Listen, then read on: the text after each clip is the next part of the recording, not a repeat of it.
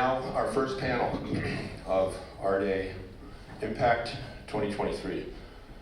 I'd like to just go down the line and introduce each panelist. Gary Dirks, who's the moderator, working presently at Lightworks at ASU, and very focused on such complicated subjects like direct air capture of carbon. Just a brief introduction. So thank you, Gary, for coming.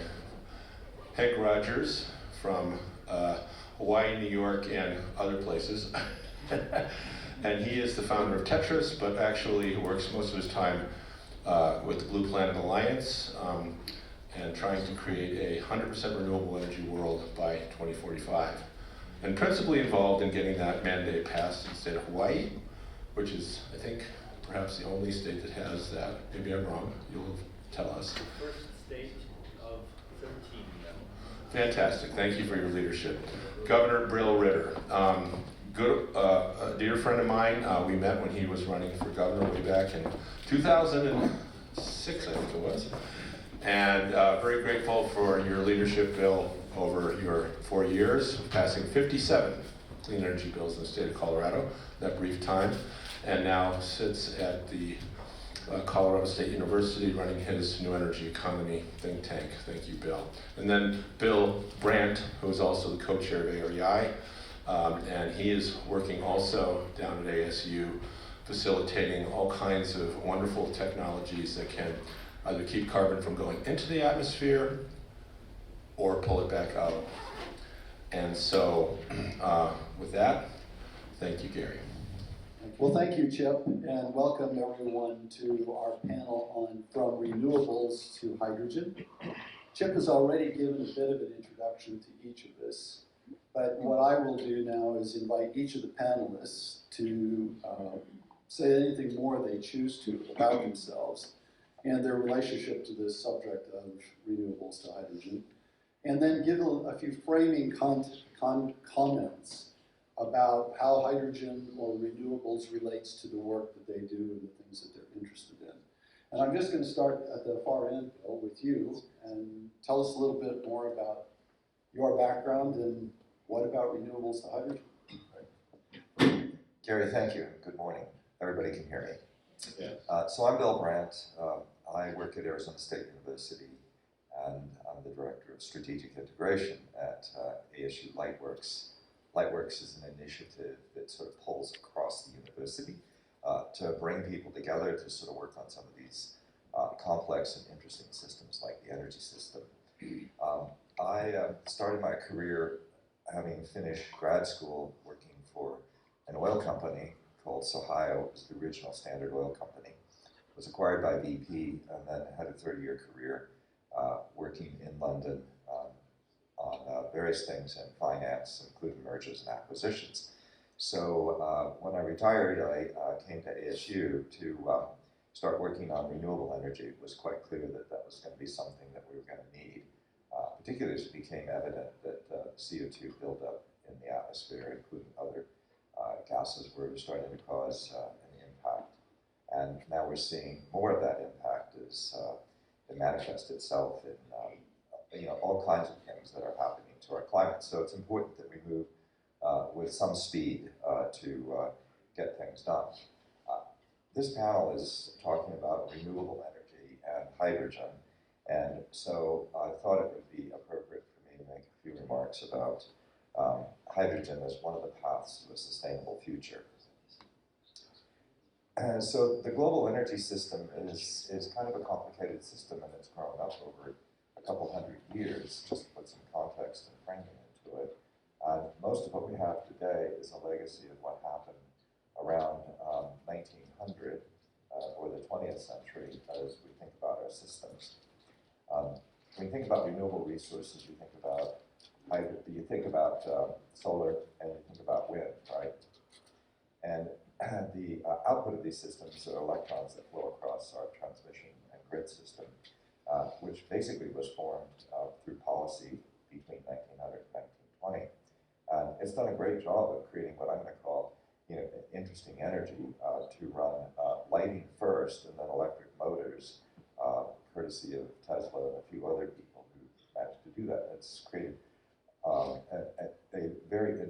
ecosystem. On the other side of our energy ecosystem is fossil fuels, which are the reason that we're sort of rethinking our energy system because of the carbon dioxide that's emitted for them. And it's important to understand that that system grew up around the automotive industry and the need to move fuel very efficiently and effectively around the nation and around the planet. Now, so if you think about, there's an above-ground system called the electricity system and a below-ground system called fossil fuels. That's a good way for us to start the conversation. And it's important to recognize that fossil fuels, when they move below ground through pipelines and other things, are a very efficient way of moving energy. The amount of energy density in a fossil fuel is significant. So what we're going to do is we're going to basically try to turn down the fossil fuel side of this and then improve what's going on above the ground. And I would just make the observation that's a non-trivial system. So where does hydrogen come into this? Well, hydrogen has amazing flexibility to, I'm going to say, replace some of the characteristics of the fossil fuel system without the emissions. It is a little complicated to use because it's a gas, and being a very, very light gas, moving it around is complicated. So as we think about the hydrogen system, we think about, well, what is it that we're going to have to do in order to build an ecosystem around the transition from fossil fuels to clean energy, and hydrogen is one of the pathways that can do that. So many of you probably are deeply experienced around hydrogen, but I thought it might be useful just to set a little context for what kinds of hydrogen are out there, so that we at least have some kind of a basis for doing that. And I'll just say that steam methane reforming is a process that takes methane and water and produces hydrogen and carbon dioxide.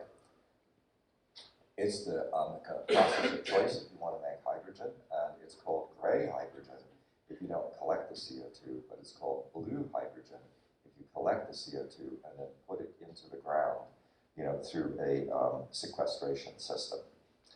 Now, it is a dominant form of hydrogen production, so let's just say 98% of the world produces hydrogen this way, and it costs about $1.50 a kilogram to do that.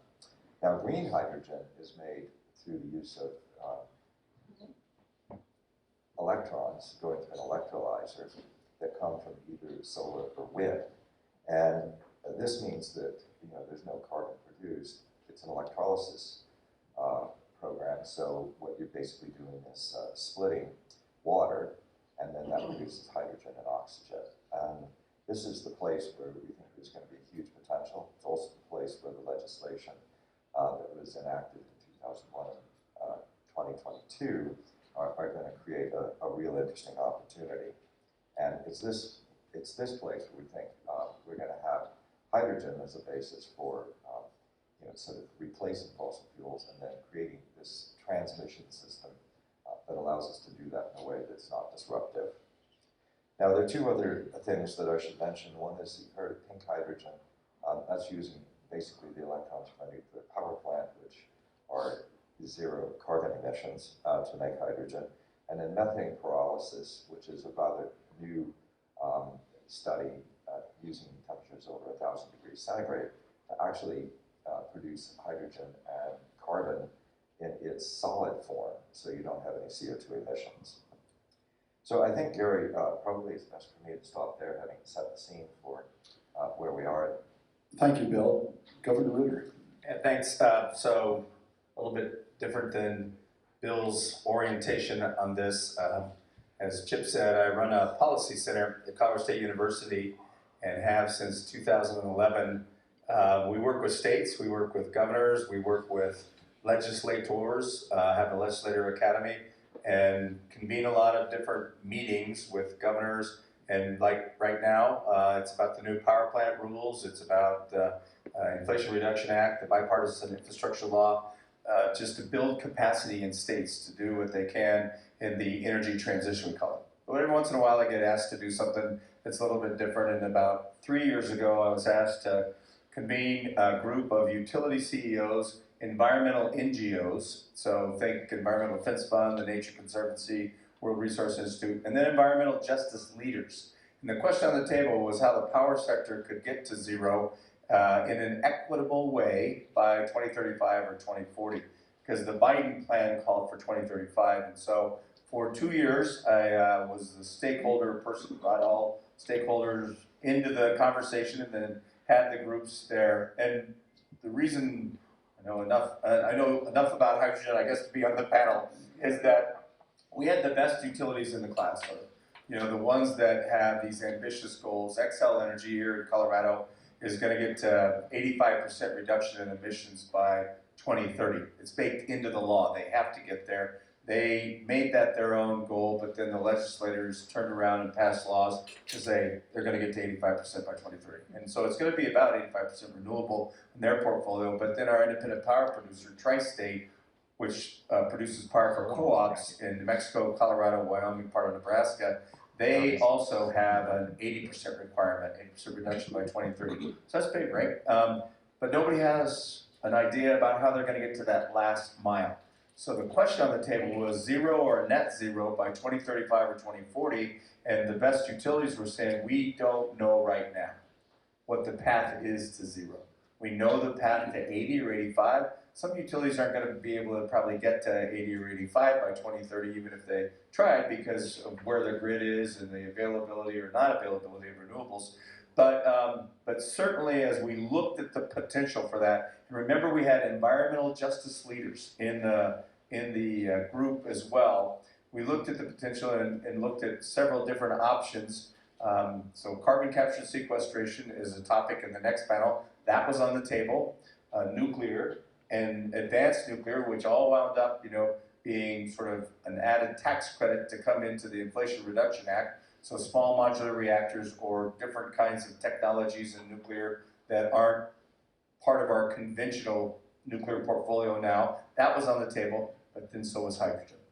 And so hydrogen became part of our discussion in how could it assist the power sector in getting to zero or net zero? We had these conversations, and I think one of the reasons we were having this conversation was trying to help the Congress with Build Back Better. That was what was the first Biden plan, and after the infrastructure law, it wound up being the Inflation Reduction Act. But you'll see in the Inflation Reduction Act, a lot of the things that we discussed found their way into the IRA, incentivized in some way by both the infrastructure law actually and the Inflation Reduction Act. So hydrogen is on the table as a way for the power sector at least to think about zero or net zero. I'd say there's a lot of folks in the transportation industry that also see a path forward possibly for hydrogen. When I was governor, Schwarzenegger was governor in California, and they actually had a concept called the hydrogen highway in California that was going to very much pinned upon the build out of a hydrogen industry so that they could have fuel cell cars that were run off of hydrogen. So that's the deal, Gary. It's part of this discussion about decarbonization, and I think we're going to talk later about how it finds its way into federal policy, but there are people who are very big believers in hydrogen being kind of the answer for zero or net zero. Thank you very much, Governor. Henk. Yeah, this discussion about getting to 100%, I think that's a strange discussion, because what we need to do is look at what happened in Iceland. They didn't go for 100%, they went for 300%. And what it did is it brought the price of electricity down to the point where they could become the aluminum suppliers of Europe. And that's a very energy-intensive, energy-hog industry. We need to go, when we think about Hawaii, for example, we need to go to 130 or 140%. And then the issue is not, how can I say, can we get enough? It's what do we do with the extra energy? That's a good thing to have. My history with hydrogen goes way back. Nobody knows this in the room because this is before my computer game career. I worked for my father in the gem business. And I ended up, at the end of 6 years, spending a year in Bangkok, heat treating rubies and sapphires to change the color to make them more valuable. Well, the way to do it is to remove some of the oxygen from the stone so that it changes the color. And then to do that, we needed to work with hydrogen. I needed to work with hydrogen. So I spent 6 months working with hydrogen. I built hydrogen furnaces, and we use hydrogen. It was all about hydrogen. Fast forward, so I have a foundation in Hawaii, the Blue Planet Foundation, and the mission of the foundation is to end the use of carbon-based fuel in Hawaii. And we passed all kinds of laws. Yes, our claim to fame is that we passed the first mandate in the country of 100% renewable energy by any date. Our date was 2045. But on the way to doing this, we passed other pieces of legislation, and one was solar rebates. Now, this happens in a lot of places. And we passed so that everybody put solar on their rooftop, they would get a rebate. And what happened was, we did a calculation kind of, back of the envelope, we'll have about 30 megawatts of rooftop solar in like a couple of years. Well, we had 300. And what happened was the utility said, wait, we cannot handle that much variable electricity on the grid. A grid can't happen. We're talking about voltage and frequency problems, et cetera, et cetera, et cetera. And I'm going, oh my gosh. By that time, we had like 200 solar installer companies in Hawaii. There was a boom in solar. There were more people working in solar outside than there were people working for the electric company inside. And so we had created a whole new industry and so on. And then I had a little ranch on the Big Island. I'm thinking, like, what do we need to do to get past this? And so then I thought, first of all, they weren't going to let me grid tie. And then I said, okay, well, I'm just going to disconnect. Maybe that's the answer. Everybody just disconnect. And so we went into figuring out how to disconnect. We spent a year with vanadium redox flow batteries, and that was a disaster. We ended up with a very nice chemistry, lithium ferrous phosphate. Now everybody's using it. We took the ranch off grid. But when you're off grid, this is my experience at the ranch, you need to build it so that it works on a cloudy day. And so on a cloudy day, we have enough solar, and solar is cheap. I mean, it's like, if you're going to get somebody to put solar in, if you double the amount of solar, it doesn't cost you that much money. It's bringing those people out there to do the job in the first place. It costs the money. Once they're out there, the panels themselves are cheap. And, anyway, so we overbuilt the solar, and then we had by 9:30 or 10 o'clock in the morning on a regular sunny day, the batteries are at 100%. What do we do with the rest of the energy? So we decided to figure that out, and we used the rest of the energy to make hydrogen.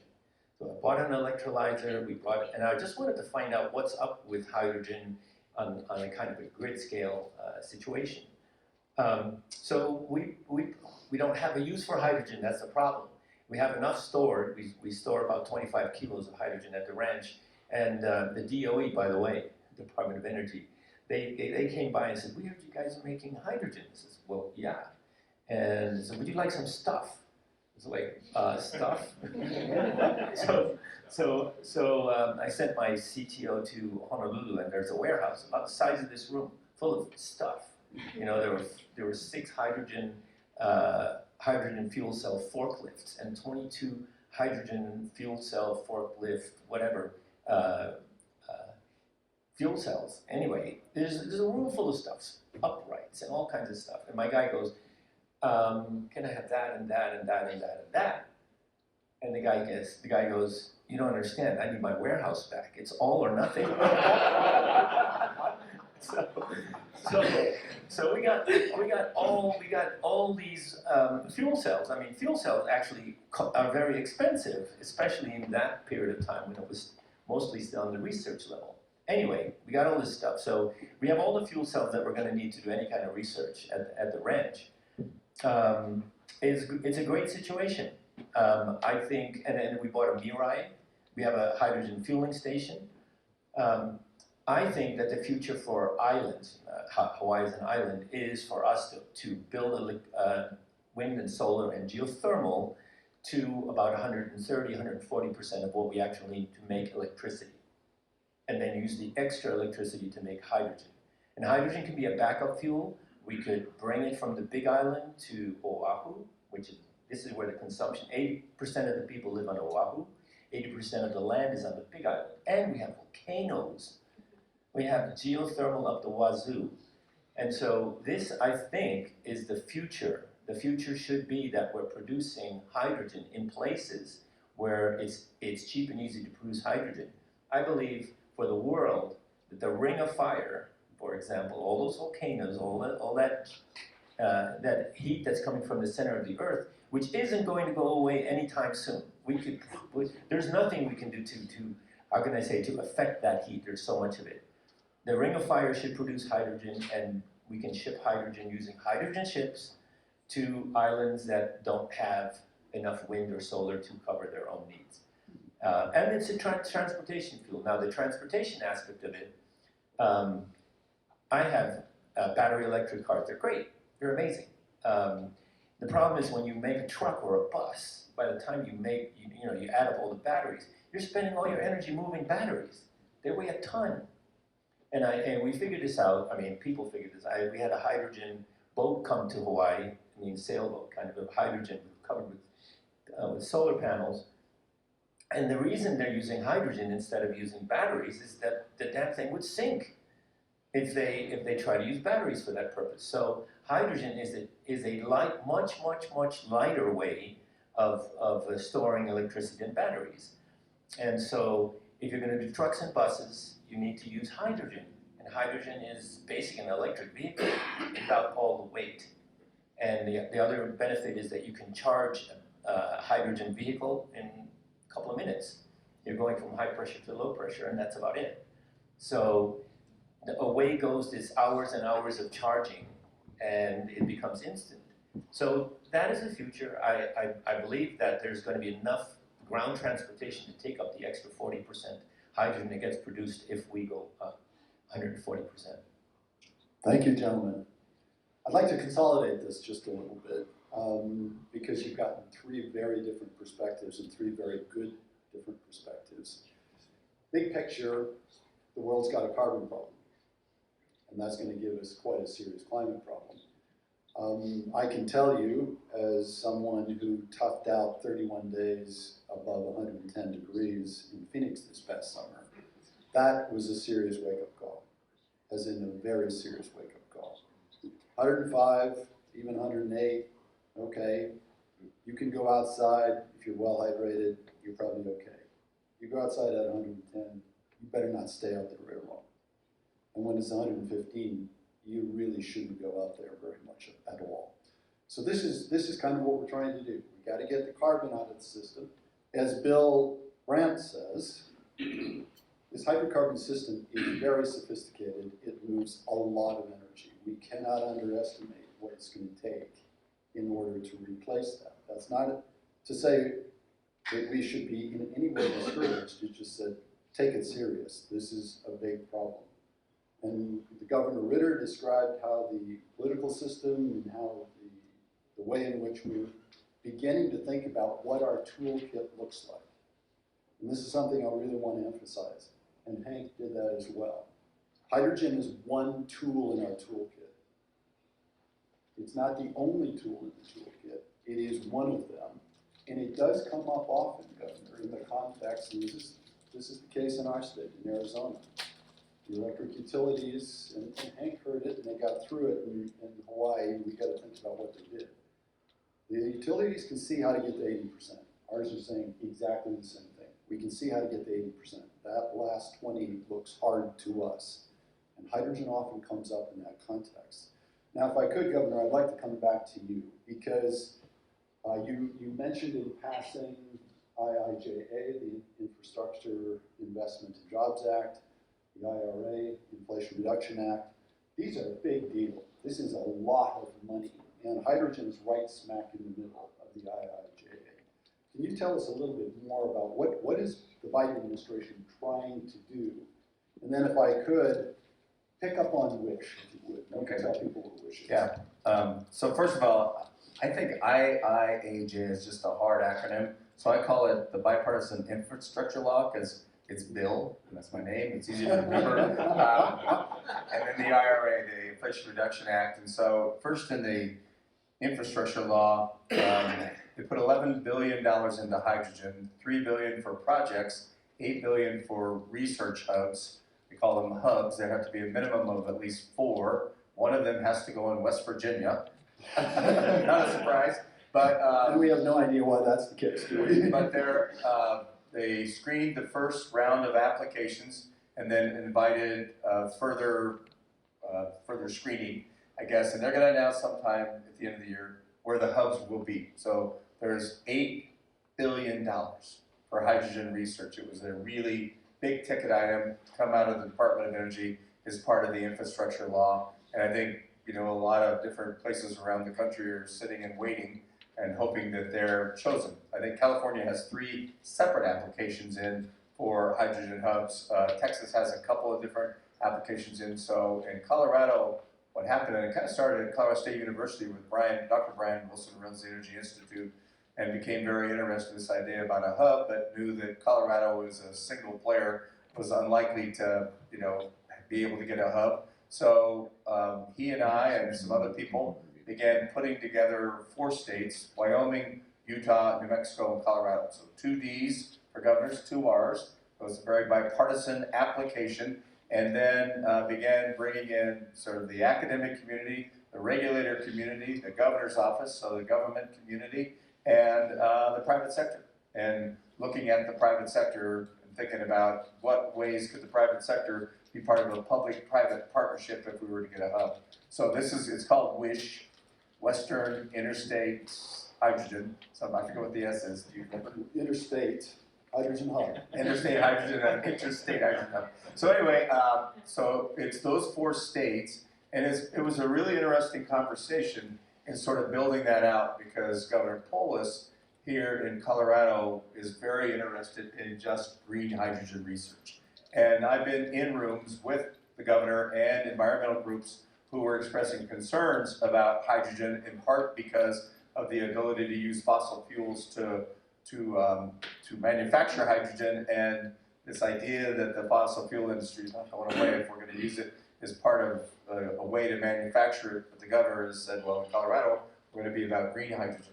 But in Wyoming, Utah, and New Mexico, the Democratic governor, Governor Lujan Grisham, is still very much about trying to save her natural gas industry. I was telling these guys in the green room in New Mexico, 40% of the entire state's revenue comes from the federal royalty that the state gets half of that comes off of the Permian Basin. 40%. So if natural gas goes away altogether as an industry, that governor would have to find a way somehow to replace 40%. She sees hydrogen as a path forward to do that. She had a couple of bills herself that were state bills. They both got defeated a year ago. She didn't come back with it this year, but you know, it's been a kind of a bumpy road for her where she's trying to look at the economy in New Mexico and understand what's the role that hydrogen plays in it. The final thing I'll say is here in Colorado, we passed a hydrogen bill this year, and it was basically around the permitting of hydrogen and the infrastructure needed to manufacture hydrogen.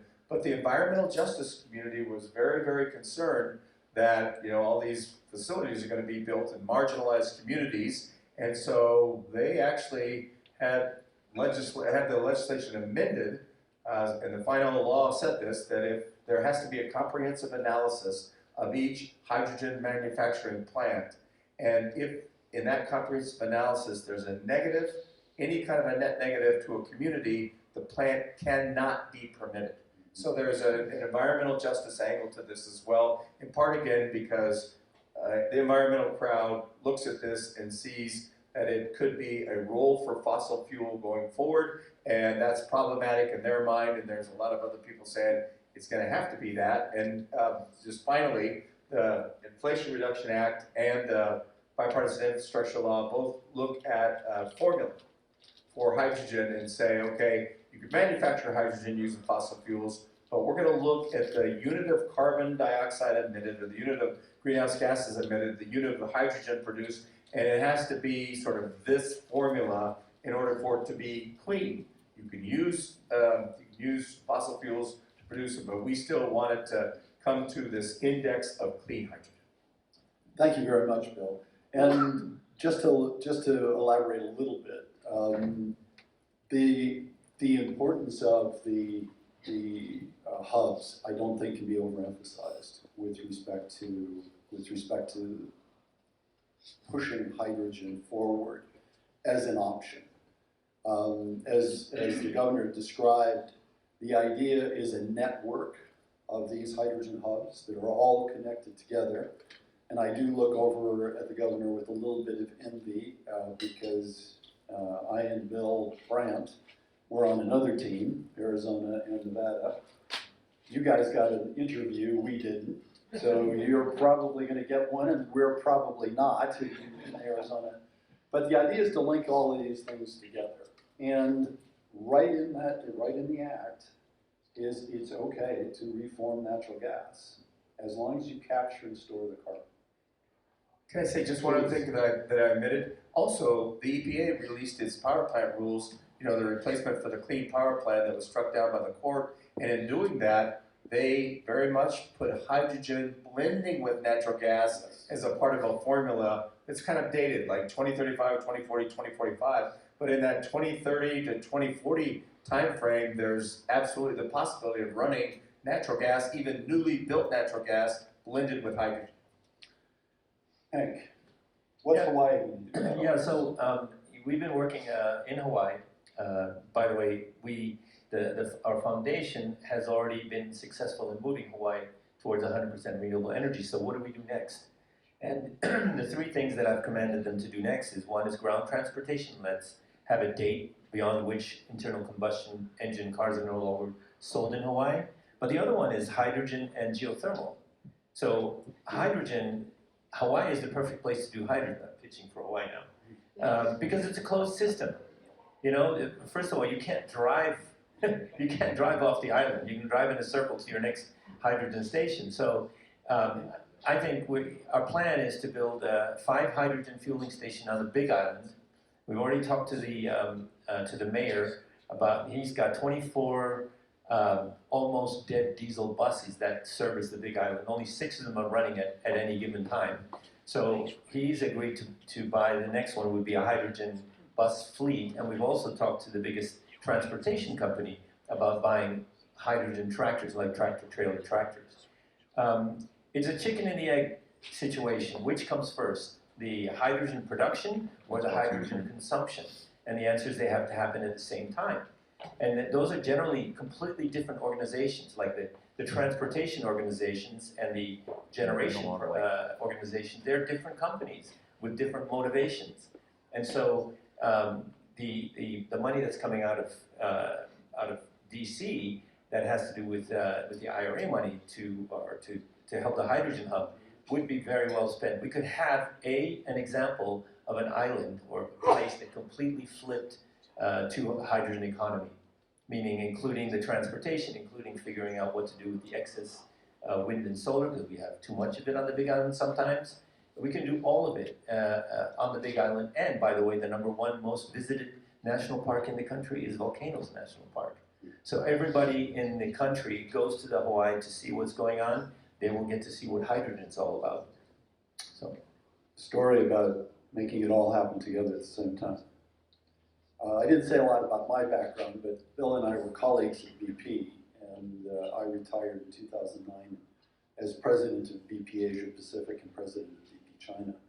In 2006, I had a deal with Singapore, and I would build a hydrogen service station, and they would get hydrogen buses, and they would stimulate getting cars from Japan, as it turns out. And so I did, built a hydrogen service station. And when I reached maximum market penetration in Singapore, I had 4 customers. One was a bus that they actually did come up with. One was a car that BP owned. One was a guy that was crazy and just had a car. And the third was a demonstration vehicle from Mercedes. We didn't run that hydrogen service station very long. Today, I think we're in a much stronger position to be able to do exactly what you described. Now, I'd like to come back to using green energy, because I think you made some really important points. You have wind, you have solar, you also have geothermal, which means you can probably provide pretty steadily 24 hours a day a source of electrons into electrolyzers and get fully green hydrogen. Not all of us can, and if I could turn to you, Bill Brandt, you know, one of the weaknesses in our proposal in Arizona is we got sun, not a lot else. So what do we got to do here? What do the economics look like if you can't run 24/7? Yeah, that's a really good point, Gary. So I'll just make a couple observations. One is that the federal government's proposal basically is to put a ton of money into some organized chaos to get it more organized, so that you make the point about you've got to have demand appearing at the same time that you have production. Now, what that also means is that solar is going to produce more electrons too, because one of the elements of the BIL and IRA is to give you a production tax credit for solar. So that means there's going to be a lot of electrons moving around where we're going to have to figure out what to do with them, which is like pretty fantastic when you think about hydrogen. It also means it's pretty fantastic if anybody can come up with a better idea of how to store these electrons so that they can be reused. And that is fundamentally going to be a game changer, that solar is actually going to produce electrons that's so cheap. So if you think about what do you need to do in getting the ecosystem going, so we have electrons in Arizona, then we have to think about where do they go. They can certainly go to making hydrogen in Arizona, but hydrogen, to move it, is a little more complicated. It's not like gasoline, you just put it in a pipe and move it. You have to refrigerate it, and you have to deeply refrigerate it to like minus 250 degrees centigrade, which is possible, but it's not trivial. And so, you know, when you think about these systems, we have to start thinking about what does our grid look like? How are we going to move these electrons where they're available to other parts of the country? And Gary, you and I had a conversation about this, and it might be useful if you talk a little bit about, you know, the grid. I'm going to do that very briefly, but I'm also conscious we're coming up on time and I want to take a couple of questions. So the issue with the grid, in my opinion, is you want to get very high utilization of these electrolyzers in order to make the hydrogen economically. That means moving a lot of power. Today, the transmission system in the United States just isn't well equipped to do that. We need much more high voltage transmission. I happen to be an advocate for HVDC, so I think there's going to be a panel on that, so I'm not going to say a great deal about that. But being able to move power, if I take Arizona as an example, we got to get those solar electrons from 10 o'clock to 2 o'clock out of Arizona, because we're just awash in them. But at the same time, there's great wind to our north and our east, and we got to be able to get those electrons in. But let me now turn to the audience, and if we could maybe turn the lights up a little bit. One comment. Quickly. Sorry, a quick comment. So I heard about a project that's in North Germany, off an island. They're doing offshore wind, and to get the electricity from the island to the mainland, instead of cabling it, they're piping it in the form of hydrogen. And the logic behind that is that it costs 10% of the cost to make a pipe compared to making a cable. And Europe has, for example, this huge natural gas infrastructure, and I'm fairly sure that they're not interested in continuing their relationship with Russia to get their natural gas. So I have a feeling what's going on is that they're going to use that infrastructure to move hydrogen instead.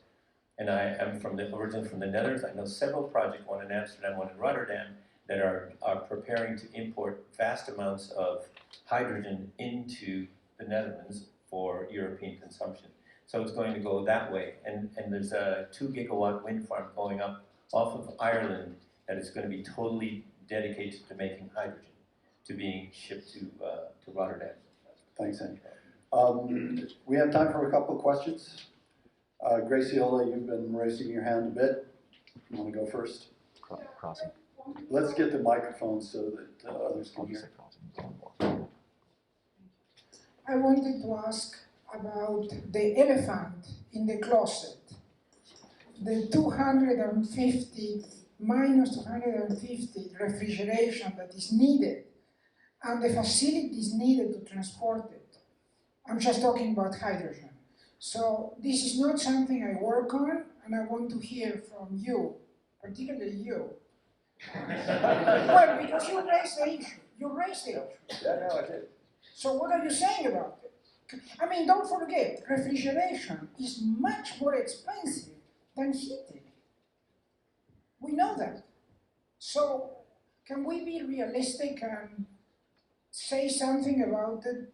I mean, everything depends on that. Maybe let me start with that one, Bill. So hydrogen can be moved in two ways. One is being implied here as a liquid. Yes.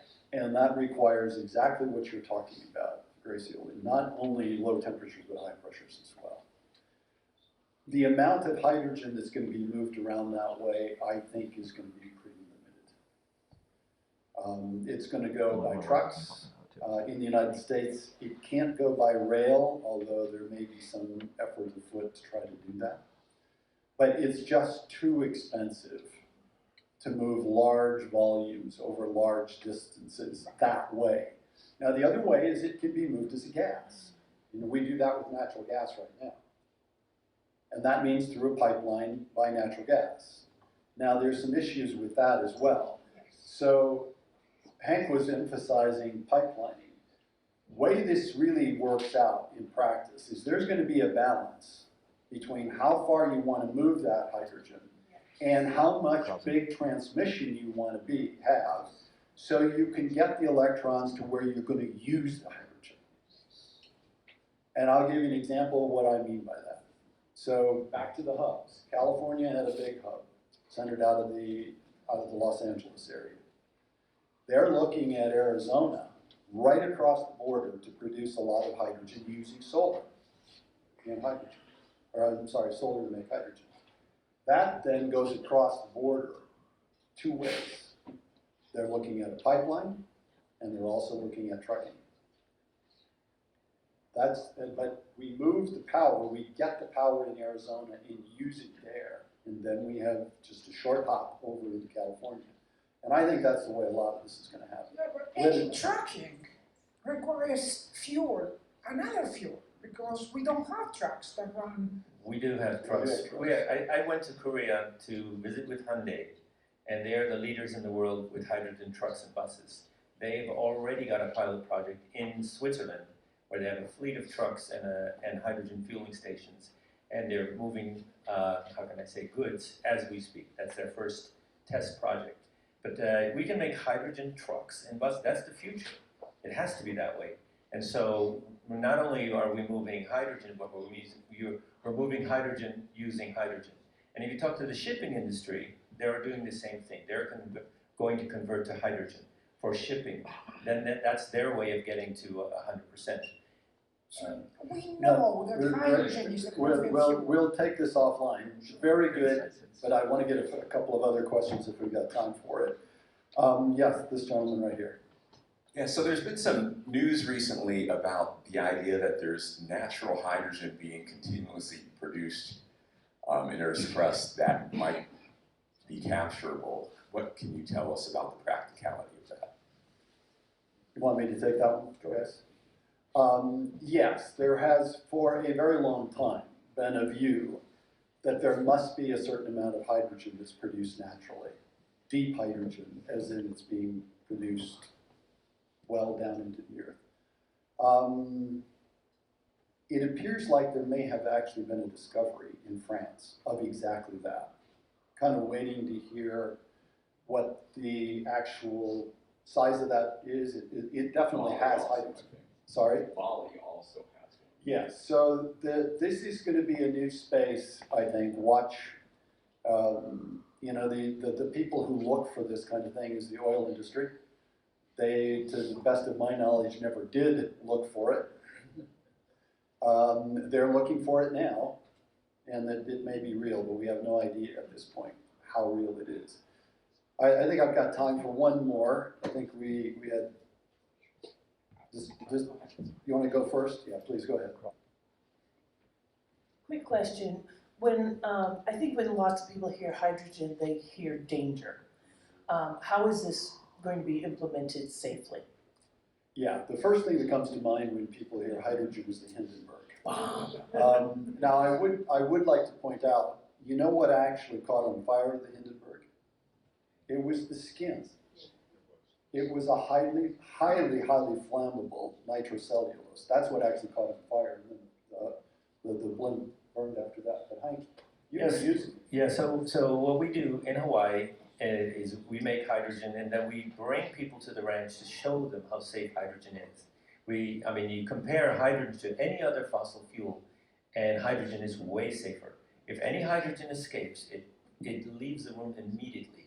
We turn on we have a little hydrogen walk burner where we can cook stuff. We turn that sucker on, and you can hear the hydrogen go, shh, and you try to light it on fire up here. There's no way. It's moving too fast. You have to turn it down so it's not moving so fast, and then you turn it on, then you turn it up. The other thing about hydrogen is that it doesn't radiate heat. And so if you can put your finger right next to a hydrogen flame, and we show this to every make them do it, it makes a terrible campfire. Because it's not going to give you any heat from the campfire. But that's another safety aspect. So we bring politicians, we bring firefighters, and we show them what's up with hydrogen. There's so much nonsense. We even got the story about the hydrogen bomb, which has absolutely nothing to do with it. You know, We're going to have to call it quits there. But on that theme, on that note, how many of you have a butane or propane LPG grill? Those things are phenomenally dangerous. You know why? Because if they leak, that fuel just lays there at the ground, looking for an ignition source. And when it does, you'll get a concussive explosion. Hydrogen is vastly more safe than what those propane or butane or LPG sources are. With that, I'd like to thank our panelists, and I think we are going to call it a wrap.